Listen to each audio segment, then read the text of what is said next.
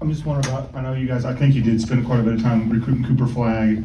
Just what are your thoughts on him, and what maybe problems does he present to you guys? Well, he'd present problems to anybody that plays him. I mean, he's terrific.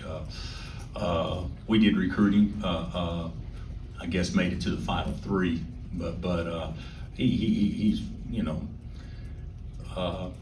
talent, athleticism, skill, but there's another element to him that's what makes him different, is that he is so competitive and tough. I mean, and that's been obviously evident with what he's done to this point, especially in the summer, playing with the Olympic team.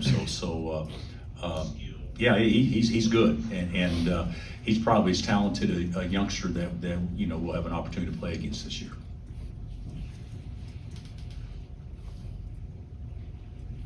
I guess, how much different is it when you're preparing for an opponent? You've got a 6-day period, and they're playing a game tonight, and so they'll be coming off much shorter rest than you guys. It's not that different.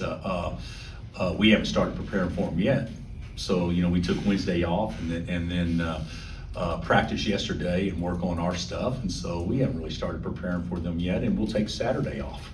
So I don't know. It happens all the time in the Big 12. Teams play on Wednesday, get 2 days less than teams that play on Monday or on a bye week. So I'm not sure it makes a huge difference. With Flagg, where does he rank in terms of the elite kind of one and done talents that you've seen at the high school level? Well, in my opinion, he's probably going into it, you thought had as big a chance to have as big an impact in his short time in college as anybody that I have ever coached or recruited. LeBron obviously didn't go to school, but I look back and it was Kevin, the last guy. That was a National Player of the Year. I think he ended up finishing second. Should have probably won it, but Blake Griffin obviously was, I think he came out after his sophomore year, but that he could have come out after his freshman year if health allowed. And then Mike Beasley would be the three that I think that went back to back in our league. So that's pretty good company. It still remains to be seen, what his numbers are compared to those guys. And Duke is so talented across the board that his numbers could be a little skewed because he wasn't asked to do as much or score as much as what those other guys did on their respective teams. But certainly he's in that same class of elite guys. And then you mentioned Duke's talent there. What have you kind of seen from them, or how much have you had the chance to look at what? Oh yeah, Duke's doing? I've watched. Yeah, they're talented across the board. They're starting, 3 freshmen, and everybody's going to talk about the one, but the other 2 are, potential lottery picks, if not lottery picks too. So yeah, they've got a really good roster, and then you throw, obviously the, Proctor and Foster in there. That's pretty good. I mean, that's as good as talent from a starting 5 standpoint you'll see all year long. And then they're bringing guys off the bench that were, terrific players on teams that went to the national finals last year. So I mean, yeah, they got a loaded group. I just wonder how Flory's feeling, and if you anticipate Tuesday him being available. Yeah, I anticipate him being 100%. Yeah, I don't see anything. He has wisdom tooth extracted day before yesterday on Wednesday. So he may not do contact today, but he should be full go. No problems. Bill, you've talked about players thinking instead of reacting. Is there a certain time period or frame you kind of expect guys to figure it out? And when you're recruiting these guys from high school or even transfers, is there certain traits you look at to kind of make that period lesser as the years go along? Yeah, I'd say the general rule is for a high school kid, I think it happens sooner rather than later. For a transfer, I think, at least in my experiences, it's probably taken a little bit longer. And you know, we have three that are playing significant minutes right now in Zeke and obviously Rylan and AJ. And I would say of those three, Zeke's to me seems to be more comfortable early, and the other two are gaining on it. But the general rule for me is, you know, first semester. Yeah, and why do you think Zeke has kind of found that rhythm a little bit quicker than these other guys? The rhythm as far as being comfortable. Yeah. I would say maybe style of play at the prior place, but you know, I don't know exactly. Maybe had a little bit more success. You know, Zeke didn't look comfortable at all when we scrimmaged Arkansas. So you know, the light's just coming on. But guys, I mean, you can't read into that too much. It takes different guys, different amounts. You know, if I'm not mistaken, I don't think Embiid started here till Christmas or right before Christmas. I don't think Mario started here until a certain time. We've had some guys that maybe took. When I'm talking about longer, we're talking about weeks. We're not talking about years or months. So I see everybody being on schedule. Coach, with the length and size that Duke has across the board, what challenges does that provide on both ends of the floor for you guys? Well, you got to rebound the ball without question. You know, they've got four guys that, you know, are obviously shooting the three really well and do shoot a lot of them. So, you know, you got to guard the arc. You got to be able to. We switch a lot, so you got to, you know, not allow them to play to mismatches, and guards have to rebound the ball, which we haven't done consistently well, with the exception of Zeke. So they present challenges, but I will say this, you know, I actually think that North Carolina and Michigan State presented challenges too. So, you know, we just got to adjust to what they want to do, but what they do very, very well. And then with Cooper Flagg, you've obviously seen a lot of great players. Who does he remind you of, or is he just sort of a one of a kind?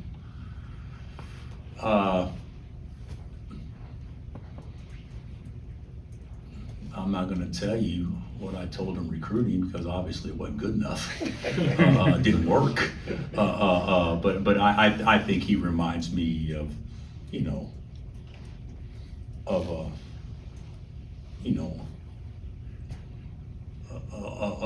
probably a and you know, I don't want to say, but I think he can probably do as many things at his size, from an athlete standpoint, from a slide standpoint, from a vision, from a scoring, from explosiveness off one, off two. He can probably do things well-rounded, and from a competitive standpoint is what you see guys that are playing 82 games consistently do. He's not the only one they got. You know, that's the questions you guys ask, but he's obviously different than most, you know, 17 or 18-year-old kids right now. This is the first time in a while you guys are going into Thanksgiving and you're not in a situation where you're going to be playing like 3 games in 3 days. And you've talked a little bit about this from like the financial perspective, but what are the pros and cons of having, it's technically not a one-off because you have the game back here, but a one-off as opposed to one of these longer multi-team events? I actually think on those long events is when you can actually have a chance to become a team. You know, I would say watching that game last night, which you guys probably watched also, that would have been a heartbreaker one to lose, but those are the type of games that actually give you momentum for the next month. And that was a great win. But these games, to me, I don't study it hard enough to know the advantages of a one-off, so to speak, as opposed to, you know, so we played Ball State and Florida in Vegas. It's the exact same thing we're doing with Duke. It's just there's not a Ball State. The Ball State game happens back home. So I don't really look at it probably the way that you guys do it. Atlantis and Maui are different. 3 games in 3 days. Where are you out? How do you rest guys certain games? This will be a game that I'm sure that both teams play to win, regardless of the bench situation, that kind of stuff. Bill, I guess, do you dip into last season at all when you're scouting Duke at this point, or is 5 games in a season enough to sort of look at and have a book on them?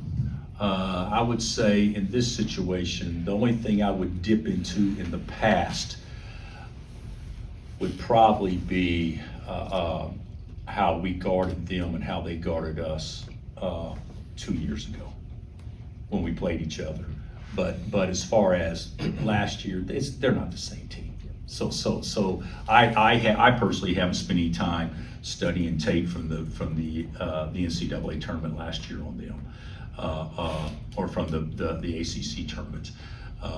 We spent all our time watching, what do they play, 4 games plus Arizona State? So I guess 6 games counting the other exhibition, but we spent all our time on those games. Bill, bringing in the shooters and a rim protector, how's that impacted Hunt and Juan and KJ, other than giving him some more rest? Well, I think with both of them, they both need space, and the better shooting you have gives them both space, which is good. I think they would both agree with that, even though I don't think we shot it very well yet. I think potentially we can, but I don't think we shot it great yet. But last year we probably had guys sitting in Hunt's lap more so than what we would have liked. And with Rylan and Zeke and Diggy and AJ, when those guys are in there, that certainly gives you a chance to spread the floor a little more. Anything else? Gary. Would you like to coach a game in Durham at Cameron someday? And do you think you ever will? That's actually a good question. Yes, I'd love to. I'd love to go home and home with Duke like we're doing Carolina. I think that'd be great. Obviously we're going to play them this year, and then next year I think we play Kentucky. The year after we play Duke, so it'd have to work out, around the Champions Classic, so to speak. But yeah, I think it'd be great. And to answer your question, yes, that I haven't been there, so driven by it. We tried to get one of their guys to transfer to us one time, so I actually drove by it, but I've never been in it. So I think that would be a pretty cool. That would be obviously a bucket list things for all coaches to do, just like it would be a bucket list thing for them to come here as well. What was it like to coach against K? Do you have fond memories of those games? Yeah, I probably do, about 40% of them. So the other 60% probably not so much, but about 40% I probably have some fond memories. Is he the greatest of all time? I can't speak to all time because I wasn't around, obviously, when Coach Wooden was doing it, but there's no question he's the standard of modern our generation basketball. Following up on that a little bit, you obviously had familiarity with him, and I wonder what you just make of what Shire's done, following him, and we probably asked you about it 2 years ago when you played him, but he's also had a couple years. Yeah, but I didn't get a since chance to coach that game. Oh yeah. Yeah, so that was like John's second game, Yeah. and I didn't get a chance to coach it. So Norm did. So this will be my first time and John going against each other, but he's done a great job. And let's just call it like it is. Duke has been really good for a long time, in large part because of coach, but also because of the culture they had built over time, recruited other great players. And I don't think they may have taken a step sideways. And I'm sure there's some different philosophical approaches because I'm not in on the know on that stuff. But what John has done in a short amount of time is very impressive. And what they're doing recruiting is probably even more impressive.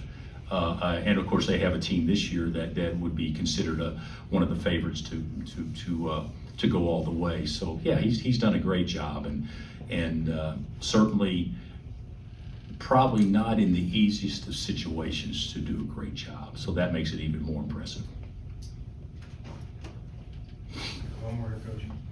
Coach, so you've been here a while now. How have you seen from your perspective, how have you seen the women's program here grow and turn into what it is today? Well, I was here with Marion, and then with Bonnie for a decade, and now with Brandon for, close to a decade. I don't know what it is, 8 or 10. I think that they have done well. I think we've had our ups and down years. I think when we've been good, we've been really good. And but I do think with Brandon, what he has been able to accomplish in the time he's been here is probably at a point now where he has a chance, and they have a chance to benefit from those efforts more today than they have yet, in large part because of the success they've had in recent memory. And then you go out and you recruit the way they're recruiting right now, you can't help but get better. So they've done a really good job, he and his staff. All right, Coach, thank Thanks. you. Thanks, All right, Coach.